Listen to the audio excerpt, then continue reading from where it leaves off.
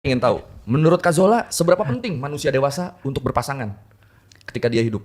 Penting, Ya, seberapa benar, ini penting penting berpasangan. dijawab nih. Iya. Pacaran, menikah itu pilihan. Oke. Oke. Tapi kalau kita ngomongin manusia, manusia itu makhluk sosial. Ya. We Ya. need connection. Iya, dan We survival. need bonding. Yes. Ya. Mau itu hubungannya hubungangannya committed relationship atau enggak, but we need bonding and connection. Tetap ya. As a Pertanyaan human berikutnya. being. Enggak, saya tuh inget ini. Tunggu dulu, jawab pertanyaan berikutnya dulu. Kemarin tuh gue baru, sekarang ternyata di Cina itu banyak acara kayak Take Me Out. Tapi misalkan drop kan angka Iya. kelahiran karena Iya. orang pada nggak mau nikah. Fertility Kan? rate. Nah, ternyata ketika mereka tua, mereka ngerasa kesepian. Ih. Baru berasa pas tua, baru nyeselnya. Padahal pas masih muda dibilang Pas apa? masih- Nikah tuh scam. Nah, nikah tuh scam. Nikah tuh cuma ngerepotin doang. Kenapa nggak? Ini muda-mudanya mereka bilang gitu. Kenapa nggak ke panti jompo aja? Nah, ke panti jompo. beda. Ada companionship itu take me out-nya di mana? Di panti jompo. Emang iya? Ya pokoknya ada strategi macam-macam. Ingat kata Kak Zola tadi kan, tetap manusia kan butuh bonding. Oke. Pada akhirnya kan manusia makin tua temannya makin dikit. Nah, Sebenarnya Iya. itu kan pasangan itu kan poinnya kan di situ kan salah satunya kan. Ketika lu udah tua ada yang menemani. Nah ini mereka Iya. jadi ketika udah tua udah gak punya siapa-siapa baru berasa tuh di Cina tuh. Oh, ternyata gue sendiri ya. Akhirnya mereka depresi. Akhirnya sekarang banyak ajang-ajang penjodohan bahkan sampai di TV yang kayak Lansia. Take Me Out itu, pesertanya lansia. aduh. Nah, untuk yang biasa dengan kata-kata, perbedaannya adalah kalau kita ngomongin di Indo, terbiasa dengan kata-kata udah umur 60, Oh. udahlah berdoa, sholat, beribadah. Jangan cari jodoh. udah Jangan kelar, cari, gitu ya, ya. itu bener-bener. sering. Sementara kalau misalnya klien aku yang di luaran sana, yang di luar, mereka 60 they still fit. Ya, karena sudah 60 nih. Karena udah waktunya nih buat nyari gitu. Jadi Ya. sebenarnya Oh. untuk mencari cinta, there's no batasan lah Iya. umur gitu. Itu- Mau berapapun, mau umur 70, mau umur 80, silakan gitu. Rangga tetap mencari cinta walaupun sudah berapa purnama loh. Iya. Jadi kliennya Kak Zola itu semua lansia, ada lansianya. Enggak dibilang gitu ya. Sebenarnya sekarang masih penasaran, apakah kesepian itu harus diobati dengan manusia? Apakah bisa diobati dengan yang lain lah? gila. Maksudnya gimana cara ngilangin rasa kesepian itu? dengan Allah Subhanahu wa taala. Nah, kesepian itu tuh Sepi juga sih. Tetap sepi. kesepian itu tuh Sepi juga sih. Tetap sepi ya. Tetap sepi ya. Tetap sepi. kesepian itu kamu sepi, kamu you feel lonely. Obatnya bukan relationship. Oh. Apa obatnya? Kak? Diri sendiri. Asik. Tapi kenapa kita masih butuh pasangan? Terus pasangan buat apa? Pasang macam-macam to share your life with. Kalau aku- Kebayang nggak kalau misalnya nih ya, kamu udah berapa lama single? Kamu relationship Waduh. single? Single. Single, Oh. udah lama single. Udah lama. Oke. 3 tahun. 3 tahun. Iya, 3 atau 4 tahun. Oke. Mungkin di sekarang mungkin belum kepikiran karena masih enjoy, Iya. masih. Iya. Kamu udah berapa lama single? Kamu udah lama single kan? 20. Dia baru kok 2 tahun. Dua. Iya, Oh, oke. dua. Anggap aja nih ya buat yang mereka Sama single anjing di nggak luar dihitung ya? sana gitu ya. Sama anjing nggak dihitung ya? Hitung.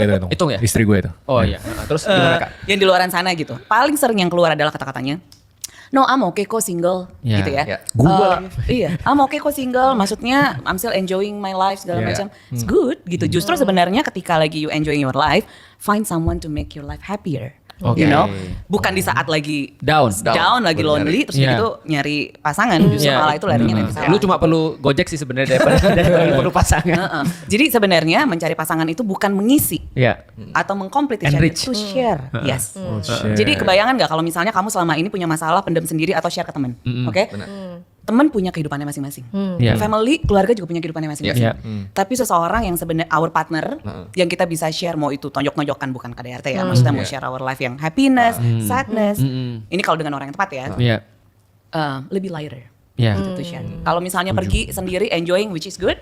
Kalau misalnya pergi berdua mungkin akan lebih enak gitu. Belum tentu juga sebenarnya, tapi maksudnya pasangan itu bukan untuk mengisi, bukan untuk mengkomplit, tapi to share.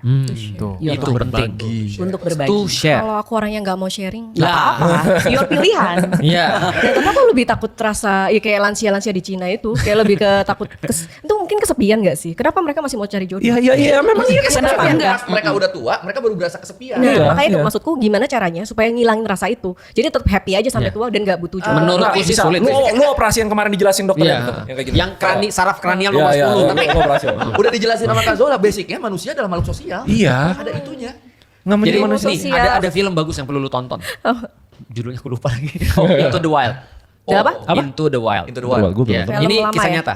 Film lama betul, kisah nyata. Ini ada orang mencari kebahagiaan ceritanya. Oke. Dia seorang kayak apa ya, hippies gitu ya. Suka jalan-jalan sendiri, lalu terus kemudian bertualang dan segala macam. Pada ujungnya dia meninggal ketika lagi sendiri. Dan tahu note terakhir yang dia tulis apa? Happiness only mattered when shared. Oh, that's Dia beautiful. dia cari happiness. Dia pikir dia ketika dia sendiri happiness. In the end of the day, dia memang dapat value-nya diri dia sih tetap, karena value kan tidak, aku sepakat banget Kak Zola bilang, kan aku terus terang nggak suka banget dengan orang mau menikah untuk nyelesain masalah. Aku punya Nambah masalah.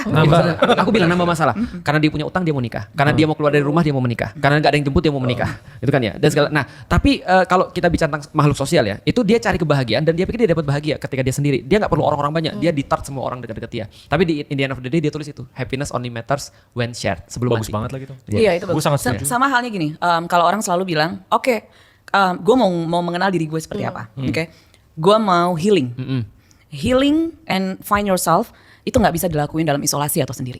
Oke.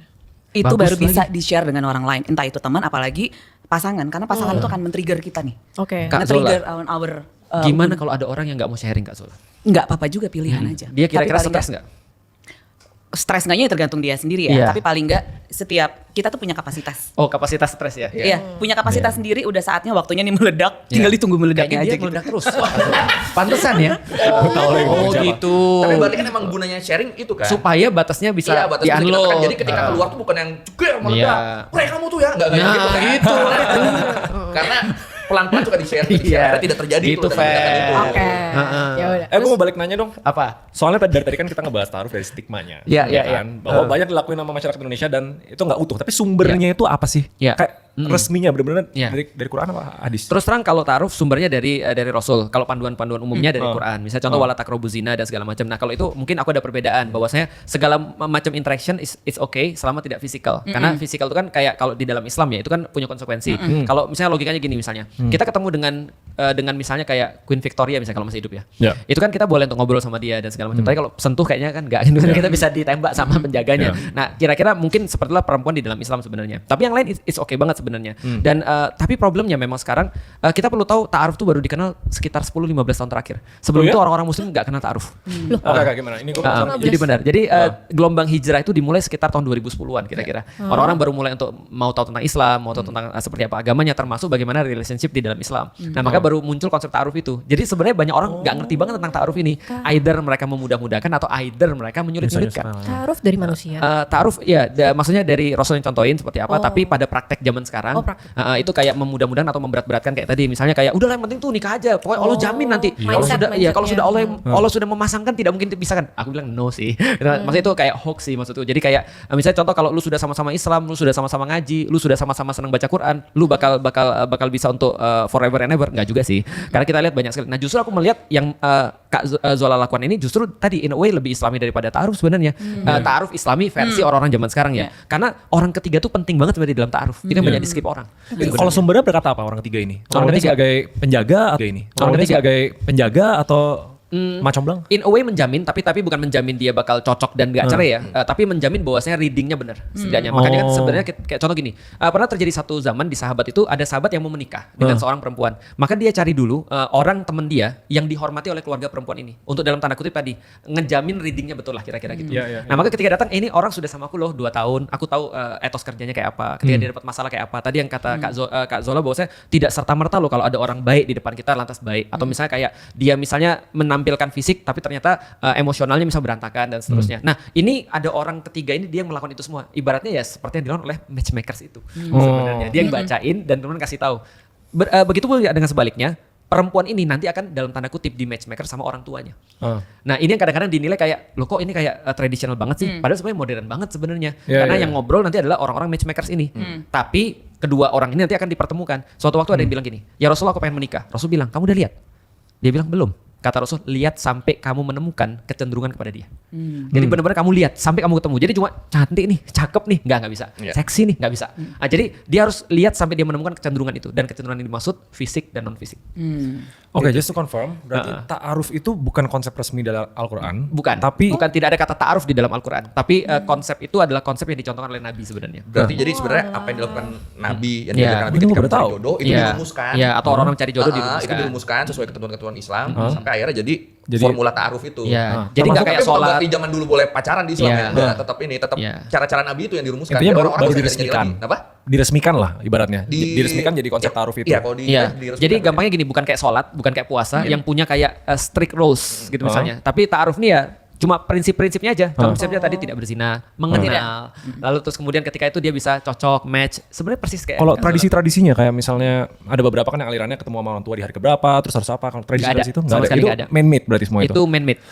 Oh, jadi sekarang barang banyak standar-standar ta'aruf yang diciptakan manusia sendiri. Betul. Even kayak jalan-jalan harus ada orang tua, itu juga ciptaan manusia. Yang penting Nggak ada berduaan. fisikal. Nggak ada fisikal, nggak berduaan. Nah dia mau sama orang tua, mau sama adiknya, mau sama bapaknya boleh. Emang waktu